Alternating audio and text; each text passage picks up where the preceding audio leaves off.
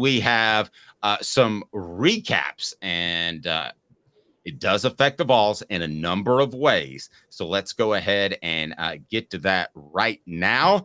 It'll be 4 downs, and 4 downs, we get to play for the first time with the guy back, Cooper Mays. 4 downs now, brought to you by Sports Treasures. 4 downs. 4 questions. 4 answers. The Dave Hooker Show. 4 downs. A presentation of offthehooksports.com. All right, here we go, Coop. Let's go ahead and get us started. 4 downs brought to you by Sports Treasures. What should people do? Cooper Mays? Cooper Mays here.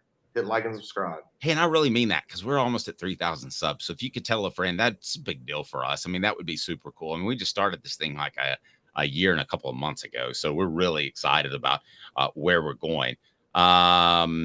Let's start with the first down. Cooper? Coop here. First down. I can't believe that my guy Caleb is saying this. Nobody has been hotter on the LSU Tigers than Caleb, and to some extent me. So, Caleb, we're both wrong. LSU is done. They are done. They are done. They've lost 2 games. I mean, even if they were to beat Alabama, which now I don't think is going to happen because they have to go to Alabama, they're not going to the college football playoff at this point. I don't see any path for them. It's over. And honestly, given what they hoped for the season, Dave, you've covered teams like this when they hope to play for a national title and they were out of it in September. It's really hard to refocus and still play hard the rest of the season, isn't it? Almost every team I covered in my first 10 years was like this because of the Florida game. So you either won the Florida game or you lost, and it's like, wah, wah, and the season's just kind of over. So, yeah, I mean, I've covered a dozen teams that are in this position when you have everything to play for, and then it's gone. Because it's gone for LSU because this is 2 losses. Yep. So it's gone. Alabama, let's talk them. What down, Coop? Cooper Mays here. Second down. All right, Alabama's looking better. They are.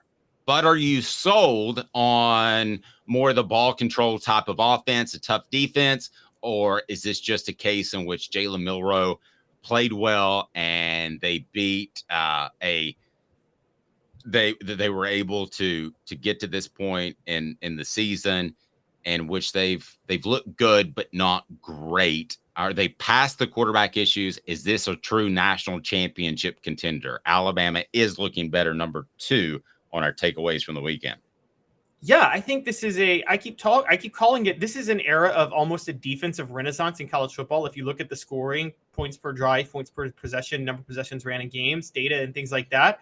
And it kind of fits Alabama. They ran Jalen Milroe 11 times over the weekend, and I thought that was perfect. Now, they did run him more times against Texas, but that doesn't really count because Texas had 5 sacks, and they pressured him a lot, and he was forced to run. I think there were more designed runs for Jalen Milroe, and they're going to work to keep it on the ground. I mean, Dave, we're looking at Jalen Milroe is a Eric Crouch, Nebraska type quarterback. They're not going to run the option. They're going to run a pro style offense, but it's going to be very much about they threw it 12 times on Saturday. Yep.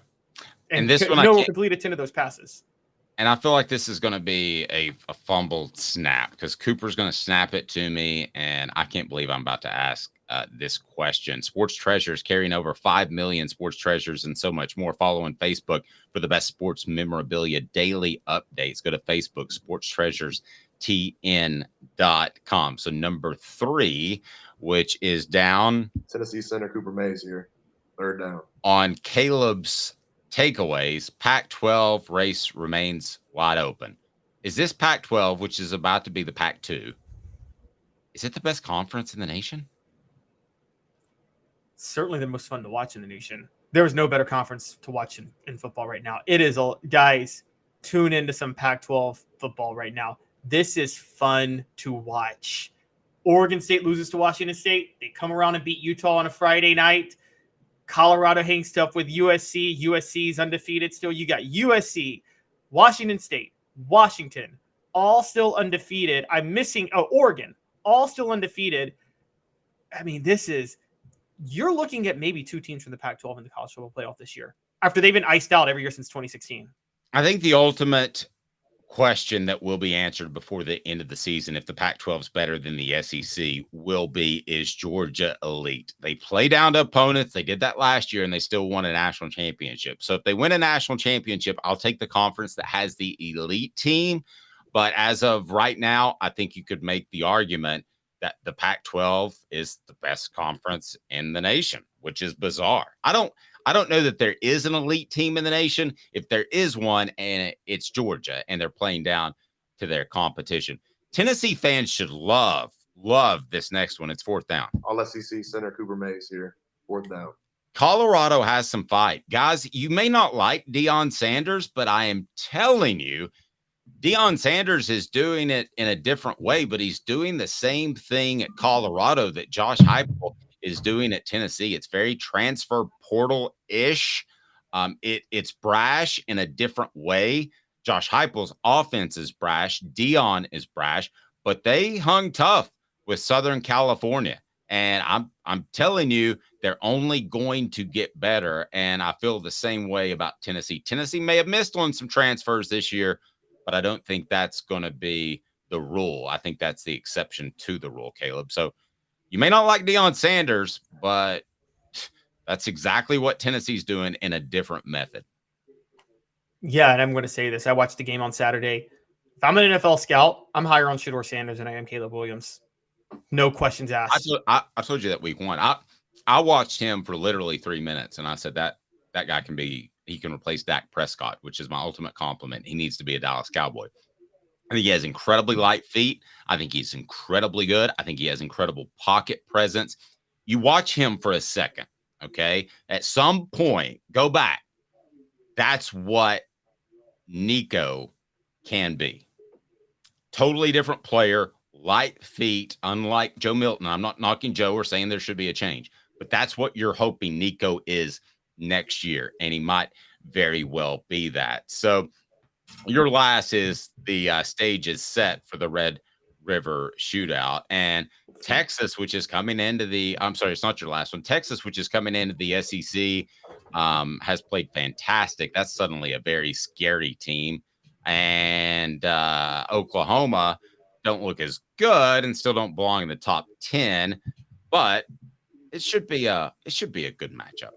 Still undefeated. Yeah, we will learn a lot about Oklahoma this week. This is, again, Florida State, Miami, both undefeated. Oklahoma, Texas, undefeated. Dave, this is very early 2000s vibes. You know, Bob Stoops, Mac Brown, and then Larry Coker and Bobby Bowden. I mean, this is just, it's exciting time for college football. I know, and they're going to be in the SEC next year, but I know most of the South is like SEC football or nothing. I'm like, guys, but it's good for the sport when these other programs are good.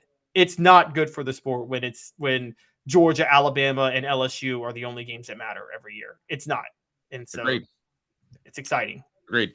Guys that could use a drink because they're on the hot seat, brought to you by Tennessee Cider Company, the original hard cider of the Smoky Mountains. Use the promo code HAT. That's HAT to receive some free swag with your cider order, available most anywhere in the United States of America. So Jimbo Fisher's seat cools off. Sam Pittman's gets warm. Billy Napier's long-term, I thought, has been warm. I don't know that it's a change after this year, but if I pressed you that either Sam Pittman or Billy Napier will be fired after this year, who would you pick? Sam Pittman, because he's been there longer, and so you know exactly what you're getting. But Billy Napier, guys, had 13 men on the field for a game on Saturday and still allowed a touchdown. Okay, it's. I'm sorry, there are too many mistakes that are being made. So it's just a disaster. But yeah, watch out for Texas A&M. That backup quarterback is going to give Tennessee trouble in 2 weeks. Yep, and give Napier a case of hard cider.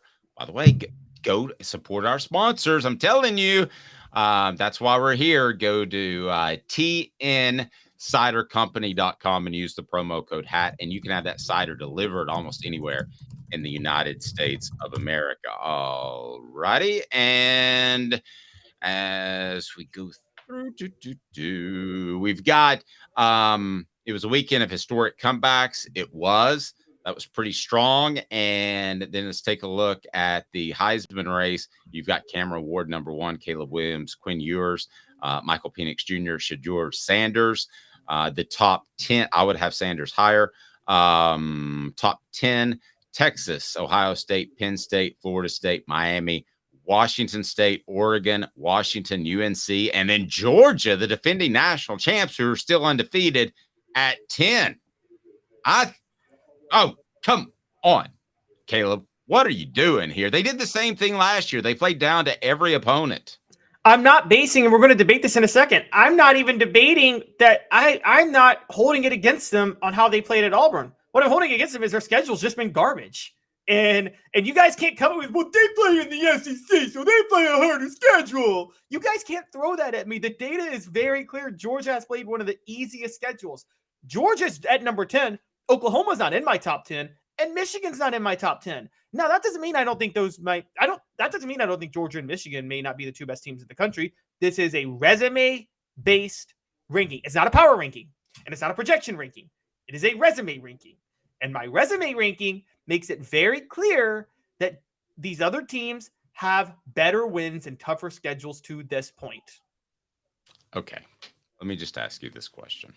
Somebody comes to you and they say, Caleb, you have to bet all of your savings on just one team to win the national championship. Who are you betting on? Yes, it's going to be Ohio State this year. I think they're better than Georgia this year. I picked them to win the national title at the beginning of the year. I bet more on Ohio State. I would take Georgia. And to me, there's not a close second. But I would take Georgia over almost any other team. But Dave, that's not what these rankings are. These rankings are resume based. Period. End of story. Georgia's resume is not good yet.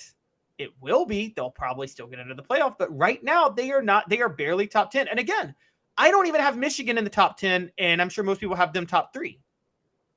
No, I'm still taking Georgia in that regard, and I'm gonna take Southern California over Ohio State as well. But we differ there.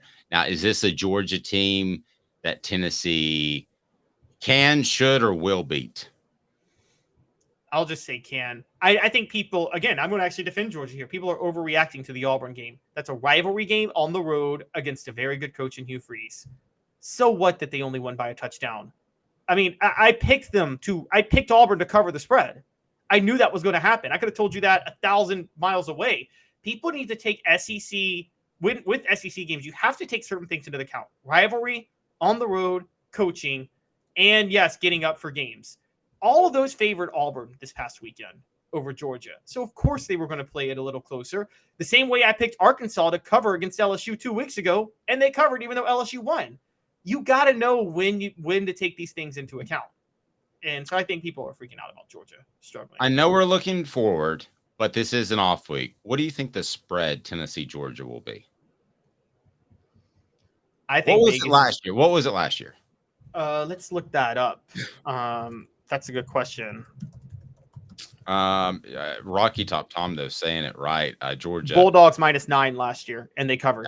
Yeah. Georgia talk is pure speculation right now, which counts for nothing 6 weeks ahead. I agree with that. But if the game were Saturday, what would it be? What would the line? I think it'd be right around 9 again, honestly.